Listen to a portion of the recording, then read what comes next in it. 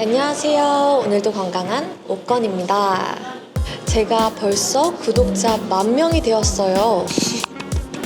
감사드리는 마음에 오늘은 무조건 살 빠지는 방법 5가지를 준비하게 되었습니다.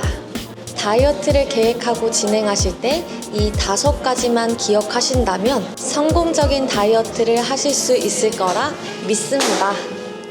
제가 오늘 소개드릴 내용은 기초대사량과 인슐린에 관한 내용이에요. 살이 빠진다는 것은 우리가 섭취한 에너지 양보다 소모한 에너지 양이 더 많을 때 우리가 살이 빠진다라고 이야기를 해요.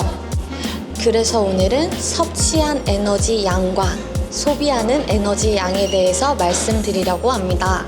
먼저 소모되는 에너지 양은 기초대사량에서 크게 좌우할 수가 있어요.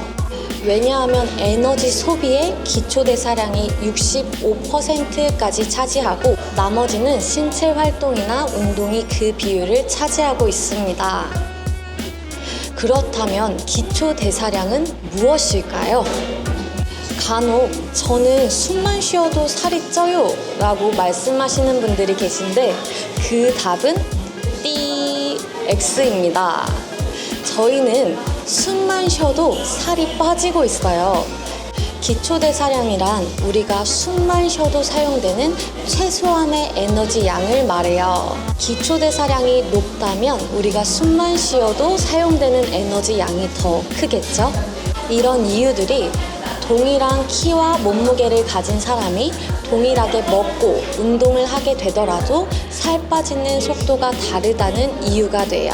그렇기 때문에 우리는 기초대사량을 높이는 데 집중하셔야 돼요. 무조건 살 빠지는 첫 번째 방법은 근력 운동하기입니다. 다이어트 하실 때 유산소 운동 많이 하시죠?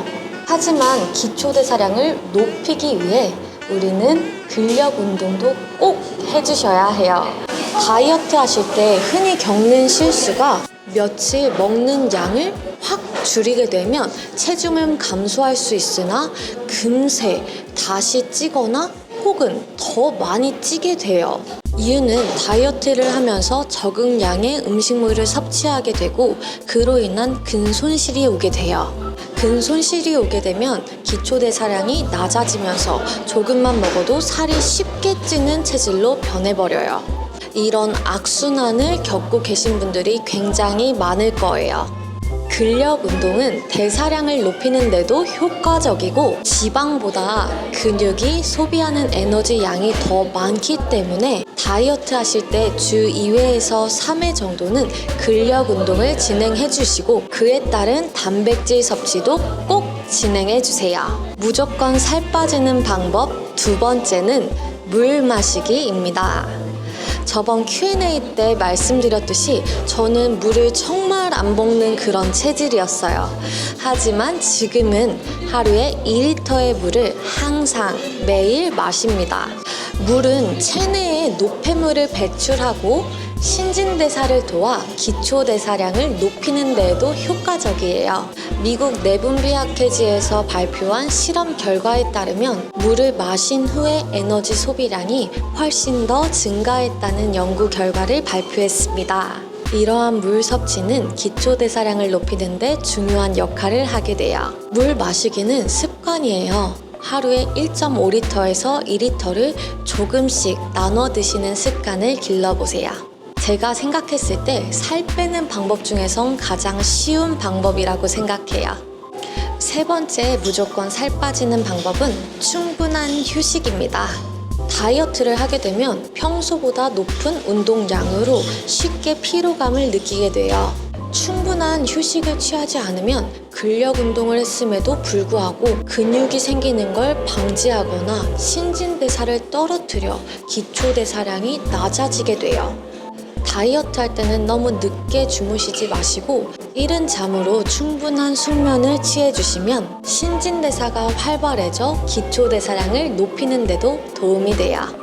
4번째 무조건 살 빠지는 방법은 칼로리 계산 멈추기입니다. 다이어트 하실 때 칼로리 계산 정말 많이들 하시더라고요. 예를 들어 햄버거와 소고기가 같은 칼로리라고 가정했을 때 어느 음식이 더 살이 찔까요? 당연히 햄버거겠죠. 이유는 햄버거에는 더 많은 양의 탄수화물이나 트랜스 지방이 포함되어 있어요. 다이어트 하실 때 칼로리 계산보다는 음식 안에 탄수화물, 단백질, 지방의 비율을 보시고 일정한 시간의 식사 시간과 식사 양을 맞춰주세요. 바로 연결해서 마지막 무조건 살 빠지는 5번째 방법은 단 것 피하기입니다. 다이어트 Q&A 때도 잠깐 말씀드린 적이 있는데 우리가 좋아하는 단 군것질이나 탄수화물을 섭취하게 되면 인슐린 분비가 빠른 속도로 이루어지게 돼요. 인슐린은 췌장에서 분비하는 호르몬으로 혈당을 조절하는 역할을 해요. 여기서 우리가 집중해야 되는 것은 혈당이 높아지는 속도입니다. GI 지수, 글리세믹 지수는 음식물을 섭취한 후에 혈당이 올라가는 속도를 0에서 100으로 나타낸 수치예요. GI 지수가 높은 음식일수록 혈당을 빠르게 상승시켜 인슐린을 과잉 분비하게 해요. 이러한 인슐린 과잉 분비는 다시 혈당을 뚝 떨어뜨려 공복감을 유발하고 다시 폭식으로 연결되는 경우가 굉장히 많아요. GI 지수, 당 지수가 낮은 음식을 섭취하게 되면 혈당이 서서히 올라가게 되고 이에 따른 인슐린도 서서히 증가하면서 장기나 근육에 포도당을 보내는 속도가 느려지게 돼요. 이렇게 늦은 속도로 공급되는 포도당은 지방 형태로 남지 않고 에너지원으로 사용되게 된답니다. 다이어트 하실 때 GI 지수가 60 이상인 것들은 삼가하시는 게 좋아요. 대체로 탄수화물이나 군것질은 좀 피해주세요. 음식들의 GI 지수를 간단하게만 살펴보면 쌀밥은 92, 감자는 85, 라면은 73, 초콜릿은 무려 91이라는 점 참고해주세요. 다이어트 하실 때 칼로리 계산은 멈추고 탄수화물이나 단 음식은 피해서 잎채소의 식이섬유나 단백질을 많이 섭취해주세요. 이렇게 오늘 무조건 살 빠지는 5가지의 방법들을 살펴보았는데요. 첫 번째, 근력 운동하기.